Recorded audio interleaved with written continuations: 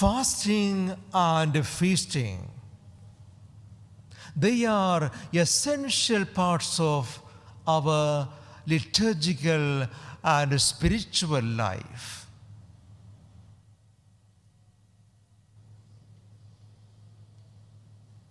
They are meant to, fasting and feasting, how are they connected? Fasting and feasting should make us closer to the bridegroom. And we are friends of the bridegroom. Unless you have that picture very clear that we are friends of the bridegroom, we are so closely related to each other and to the Lord. So fasting and feasting will have meaning only in the context of the bridegroom and the friends of the bridegroom that we are. Let us go further. Before we go for any feasting or any feast, we don't have a big meal. We know we are going to have a feasting or a good dinner. We prepare. How do we prepare?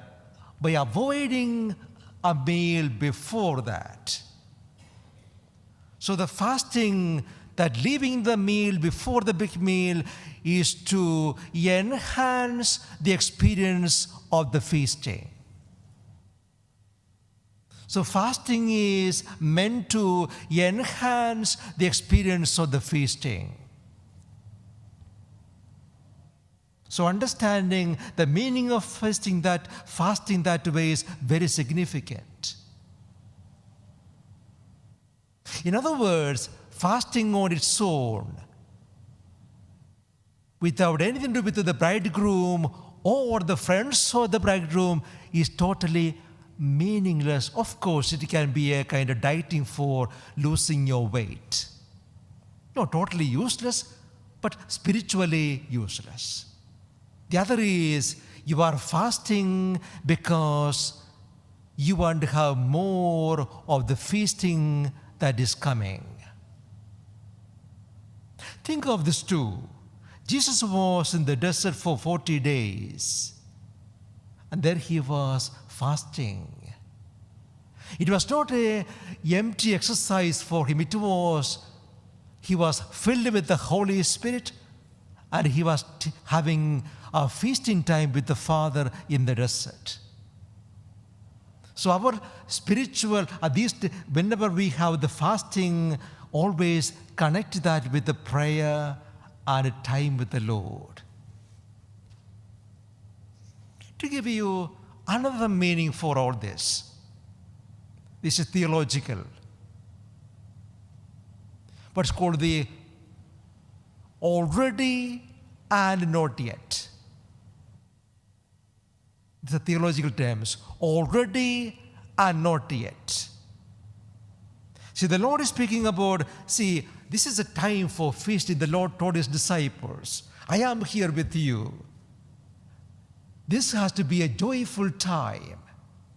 The whole humanity waiting for this to happen. It has happened, so let us rejoice. This is not a time for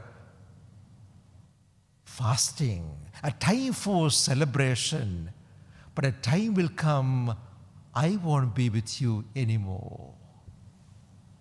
What is our human experience? We are living at a time of waiting for the wedding banquet which we read about in the book of Revelation, the wedding supper of the Lamb. So we are on this earth waiting for, preparing for that big feast yet to come. Already, not yet. Already, not yet. Already the bridegroom has come, but he is gone away, and we are waiting for that wedding feast yet to happen. Already, not yet. So when have all these together in your mind, if at all you are fasting or having a time of that kind of spiritual time with the Lord, have all these together. But make sure this is the most important point. Whether you are fasting or feasting, make sure you are enjoying the company of the bridegroom and the friends of the bridegroom. Just a little point to add to all this. The first reading reminds us your fasting has got a connection to your life with others. How much you care for the others. How much your life is for the others. In other words, all our spiritual devotions have to make us more loving, more caring, filled with the joy. Let our fasting never be a kind of performance, more enhancing our spiritual life, making us all the more joyful.